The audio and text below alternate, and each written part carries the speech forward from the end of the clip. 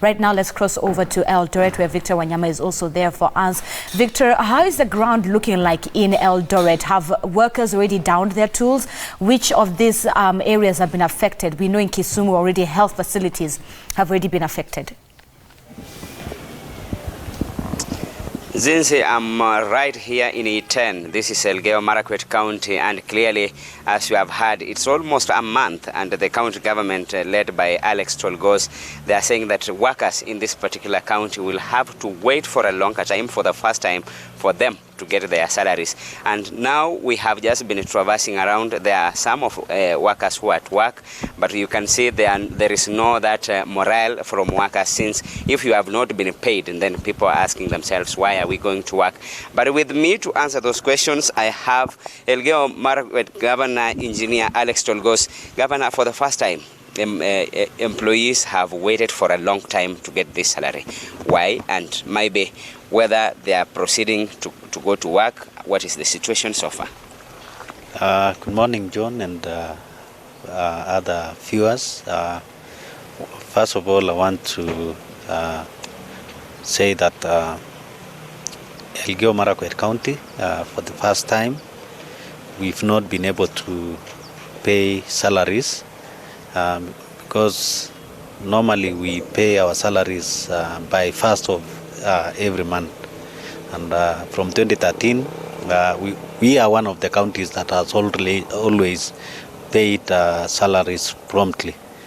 But today we have two scenarios. One is the stalemate between the National Assembly and the Senate on the Division of Revenue Bill, which up to now they've not been able to resolve it. The other issue is about the budget in Elgeyo Marakwet County, which as we speak have not been able to assent to it because of the deficit in our budget. When we presented our budget to the County Assembly, first of all, the CFSP, they passed a budget without personnel emoluments amounting to about 70 million. And also we had requested 40 million to be included in the budget so that we can pay, or we can procure medical cover for our staff. So as much as we know that our staff are struggling because of non-payment of July salaries, they should also understand that we are trying to also cater for their other needs.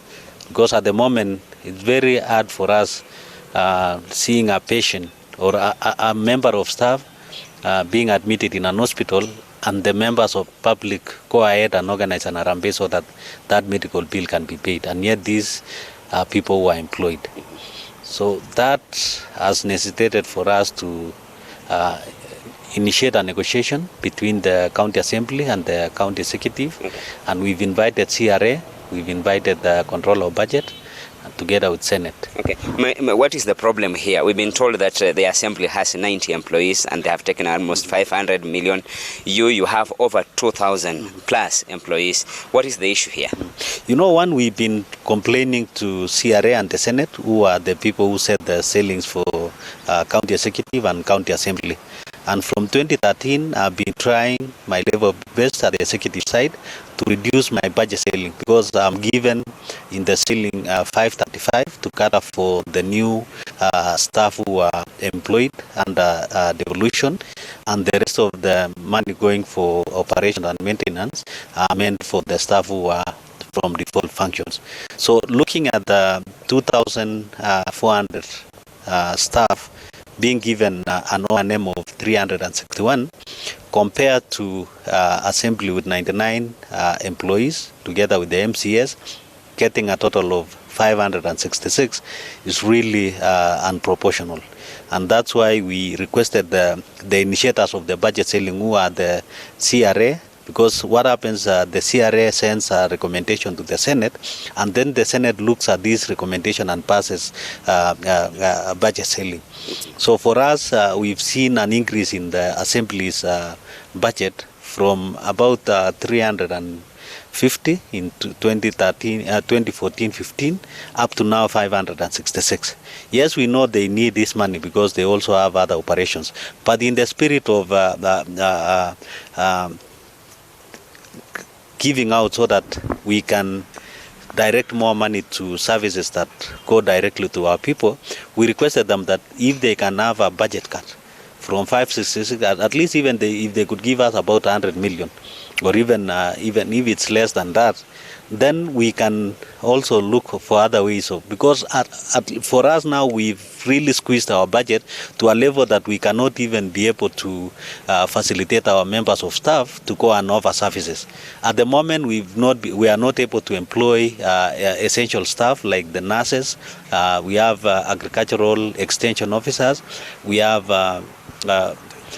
water engineers, veterinary doctors who are really needed on the ground, because basically we are saying that devolution is here so that we can develop our county, and without these essential staff, developing the counties will really be a challenge. Okay. Lastly, Governor, if today the national government will release your funds, and you are the county that receives a very small amount of 3.7 billion allocation, if they release this amount today, will you be able to pay your staff, or you will go and do development on the ground, because you seem like you are totally stranded on the way?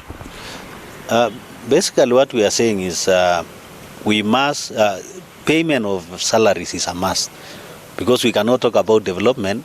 You cannot send a member of staff who maybe has not fulfilled his own obligations at home and expect that member of staff to concentrate offering services to the people of Elgeyo Marakwet. So it's really important. And for now, even what we are trying to do is waiting for these negotiations so that we can we will be able to pay our salaries. And remember, they are the same staff as are supposed to plan for all the development projects. But also, I need to mention one thing, that after refusing to assent to the appropriation bill, I'm surprised that the County Assembly went ahead and cassetted that appropriation bill, which is against the law.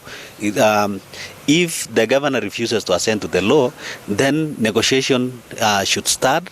And in the meantime, when we are still pushing for that, the only option which was available was to go on a vote on account, so that we can only be able to pay salaries and minimum other expenses as we wait for development. Thank you, Governor. Since, as you have heard from Governor Engineer Alex Tolgos, is that they are really stranded, and the issue here is that residents or people of this Elgeyo Marakwet County, they are expecting that the county government should be working and delivering for them, but on the other hand, they are saying they are really stranded. They have two issues here.